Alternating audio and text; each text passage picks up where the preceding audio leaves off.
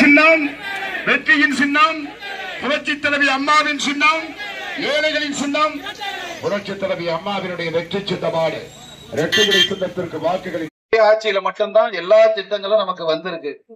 அடிக்கடி பொதுக்கூட்டம், தெருமுனை பிரச்சார கூட்டம் போட்டா இங்கதான் நம்ம போடுவோம், உங்களுக்கு எல்லாமே தெரியும். ஆனால் இப்போது இருக்கக்கூடிய சட்டமன்ற உறுப்பினர் 15 வருஷம் எதுவுமே கவனிக்கல. அம்மா கொஞ்சம் காதுல வாங்குங்க, உங்க விஷயத்தை தான் நான் பேசுறேன். 15 வருஷம் எந்த செயலும் செய்யல. ஆனா திடீர்னு உங்களுக்கு என்ன கொடுத்தாருன்னா அண்டாவும் சில்வர் அண்டாவும் ஒரு புடவையும் கொடுத்தார். சரி, அது கொடுத்தது அதோட விட்டாருன்னா உங்களுக்கு தான் அதை கொடுத்தாரு லஞ்சமான்னு சொன்னா கடவுளுக்கே லஞ்சம் கொடுக்கிறார் நம்பவி செலியன். கடவுளுக்கே லஞ்சமா? நோக்கம் நல்ல நோக்கமாக இருக்க வேண்டும். கொரோனா காலத்துல 6 மாசம் நம்ம சாப்பாட்டுக்கு என்ன செய்யறதுன்னு தெரியாம இருக்கும்போது, நம்ம உயிர் வாழ்வோமா வாழ மாட்டோமான்னு தெரியாம இருக்கும்போது, எங்கேயுமே வெளியில போக முடியல அப்படின்னு இருக்கும்போது, அந்த 6 மாதம் நம்மை காப்பாற்றி ஒரு தாயாக விளங்கியவர் எடப்பாடியார் மட்டும்தான். வேற எந்த முதலமைச்சரும் கிடையாது. அன்னைக்கு எங்க போனார் இந்த கோவி செலிய? எங்க போனார்? இந்த தொகுதியுடைய சட்டமன்ற உறுப்பினர் தானே. கொரோனா காலத்துல என்ன செஞ்சாரு அவர் இந்த மக்களுக்கு? ஒண்ணும் செய்யலையே. அன்னைக்கு வெளியில வரலையே, எதுவுமே செய்யல. ஆனா இன்னைக்கு வர்றாரு, கடவுளுக்கே கொடுக்கிறாரு கவரு, கடவுளுக்கே கொடுக்கிறாரு. கொள்ளை அடிச்ச பணத்தை இப்பதான் எடுக்கிறாரு, கடவுளுக்கு கொடுக்கிறாரு. இது நியாயமா? இது கடவுள் ஒத்துக்குமா சொல்லுங்க? கடவுள் நோக்கம் நல்ல நோக்கமா இருக்கணும். அன்னைக்கு எடப்பாடியா நம்மளை காப்பாத்துறதுக்கு கொரோனா காலத்துல அவ்வளவு உதவி பண்ணாரு. அதுக்கப்புறம் பொங்கல் வரும்போது யார்கிட்ட காசு இருந்தது? 6 மாசம் நம்ம வேலைக்கு போகல. பொங்கல் வரும்போது ஏது காசு? இப்ப 2500 ரூபாய் அன்னைக்கு அறிவிச்சார்ல புரட்சி தமிழர். அப்ப அதனுடைய நோக்கம் என்ன? ஓட்டு வாங்கிறதுக்கு கொடுத்தாரு அவரு. இந்த மக்களை காப்பாற்றுவதற்காக கொடுத்தவர் எங்களுடைய எடப்பாடியார் அவர்கள். ஆனா இன்னைக்கு 5000 ரூபாய் எலெக்ஷன் வருதுன்னு கொடுத்தாரு ஸ்டாலின். கொடுத்தாருல, ஏன் அதை முன்னாடியே கொடுக்கறது தானே? 27 மாசம் கொடுக்கலையே, அந்த 27 கொடுத்திருக்கலாம்ல. மகளிர் உரிமை தொகை அறிவிச்சாங்கல்ல 1000 ரூபாய், 27 மாசம் கொடுத்தாங்களா? அவங்க கொடுக்கல. எலெக்ஷன் வருதுன்னு சொல்லி 5000 ரூபாய் கொடுக்கிறாரு முதலமைச்சர் மு.க. ஸ்டாலின். ஆனா இந்த சட்டமன்ற உறுப்பினர் பாக்குறாரு, எலெக்ஷன் அண்டாவும் படம் கொடுத்தது கடவுளுக்கு 5 லட்சம் ரூபாய் கோயில் கட்டுங்கடான்னு சொல்லி கொடுக்கிறாரு. கடவுளுக்கு லஞ்சம். அந்த கடவுள் காப்பாத்துவாரா? பெண்கள் தான் தெய்வம். அந்த நாட்டினுடைய பெண்கள் தான் தெய்வம். பெண்களை வணங்குகிறோம். எல்லா தெய்வங்களும் பெண் தெய்வங்கள் இருக்கிறது. பெண்கள் தான் ஒரு குடும்பம்னா, பெண்கள் தான். நாங்கெல்லாம் சும்மா, நீங்க நினைச்சாதான் குடும்பம்.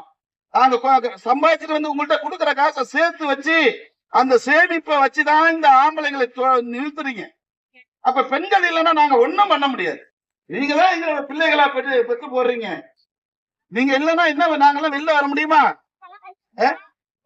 எங்களுக்கு ரொம்ப ரொம்ப முக்கியமான பொக்கிஷமே எங்க அம்மா இல்ல. எனக்கு உங்களுடைய புரட்சி தலைவி அம்மாவும் இல்ல, என்ன பெத்த தாய் இல்ல. இன்னைக்கு என்னால கொண்டு வர முடியுமா? எங்க அம்மாவை கொண்டு வர முடியுமா? என்ன பெத்தவங்கள அவங்களுக்கு நான் நன்றி கடன் செய்யறதுக்கு நான் திருப்பி அவங்களை பெத்துக்க முடியாது. என்ன செய்ய முடியும் அந்த அம்மாவுக்கு? அதுதான் பெண் தெய்வங்கள். அந்த பெண் தெய்வமாக இருக்கிற இந்த இடத்துல, தமிழ்நாடுல பெண் தெய்வங்கள் வணங்குகிறோம். அந்த இடத்துல கோயிலுக்கு, அந்த தெய்வத்துக்கே நீங்க 5 லட்சம் ரூபாய் அடிச்சு விடுறீங்கன்னு சொன்னா நீங்க எவ்வளவு பெரிய ஆளு, எவ்வளவு கொள்ளை அடிச்சிருப்பீங்க. கடவுளுக்கே லஞ்சம். ஓட்டுக்காக கொடுத்தது, மண்டபம் கட்டுவதற்காக அல்ல, ஓட்டுக்காக கொடுத்தது. அன்னைக்கு செஞ்சிருக்கலாமே. 15 வருஷம் நீங்க எம்எல்ஏ இருந்தீங்களே, இதை கட்டி கொடுத்துருக்கலாமே. நாங்க கட்டி கொடுப்பேன், கட்டி கொடுத்துருக்கலாமே. ஏன் இப்ப எலெக்ஷன் வந்து தோக்க போறோம்னு தெரிஞ்சு எதுக்கு 5 லட்சம் ரூபாய் கொடுக்குறீங்க? எல்லாரும் வாங்கியிருக்காங்க. அந்த பணத்துக்காக ஓட்டு போடணுமா? 5 லட்சம் ரூபாய்க்கு ஓட்டா இல்ல 5 வருஷம் நம்ம பிள்ளைங்களுக்காக ஓட்டாது? சிந்தித்து பாருங்கள், யாரு என்ன நோக்கத்துக்காக செய்யறாங்கன்னு பாருங்க. லஞ்சத்தை கொடுத்து ஓட்டு வாங்கறதுக்கு தான் பணம் கொடுத்துருக்காங்க. ஒண்ணும் உங்களுக்கு கோயிலுக்கு உள்ள அது தெய்வத்துக்கு புரியும். வெற்றி நம்முடைய இளமதி அம்மா தான். பெண்கள் இந்த தொகுதி பெண்கள் ஏன் நீங்க நின்று ஜெயிக்கப்படாத? 3 வருஷமும் நீங்களே கோவி செலியன் தான் இருக்கணுமா? 2.5 லட்சம் பேர் ஓட்டு போடுறோம், கோவி செலியனே இங்க இருக்கணுமா? இந்த ரோடு இப்படி மோசமா இருக்குன்னு வர்றாரு. அதனால தீர்ப்பை மாத்தி எழுத முடியுமா உங்களால? மாத்தி எழுதுறீங்களா? இளமதி சுப்பிரமணியன் ரெட்டலைக்கு ஓட்டு போடுறீங்களா? தெய்வத்தின் சாட்சியாக, தெய்வத்தின் சாட்சியாக. ஆம்பளைங்க மாறினாலும் நீங்க மாறிடாதீங்க. அவன் யாராக இருந்தாலும் சரி, எங்களுடைய இயக்கத்தை சார்ந்தவனாக இருந்தாலும் சரி, கட்சினா கட்சி தான். இன்றைக்கு கூட ஒரு பொறுப்பாளர் தெரியாதனமா ஒரு மாற்று வேட்பாளருக்கு சால்வையை போட்டால் இந்த நிமிடமே அவரை குழுவில் இருந்து நீக்கியிருக்க. இன்னைக்கு ஒரு வழக்கறிஞர், எனக்கு என்னுடைய குடும்பத்தை விட, என்னுடைய தாயை விட நாங்கள் மதிப்பது எங்களுடைய புரட்சி தலைவி அம்மா. ஏன் குடும்பம்? அந்த அம்மாவுக்கு 8 கோடி மக்கள் தான் குடும்பம். இந்த குடும்பத்துக்கு உயிர் விட்ட புரட்சி தலைவி அம்மா. பேரில உரிமை உண்டுன்னு ஒரு இந்த விவசாயிகள் போராடின காரணத்தினால்தான் அங்க போய் கோர்ட்ல பரப்பன கராவத்தில் ஜெயில இருந்தாங்க புரட்சி தலைவி அம்மா. அப்ப விவசாய குடும்பத்தை சேர்ந்த நாமெல்லாம் சிந்தித்து பார்க்க வேண்டும். நமக்கு எல்லாவற்றையும் மீறி தெய்வம் எங்களுடைய புரட்சி தலைவர் எம்ஜிஆர், புரட்சி தலைவி அம்மா. அவருடைய சின்னம் வெற்றி பெறும். இந்த இடத்தில் எங்களுடைய இயக்கத்தை சார்ந்தவராக இருந்தாலும் சரி, மாற்றி போட்டால் இந்த தெய்வமே தண்டிக்கும். நன்றி, வணக்கம்.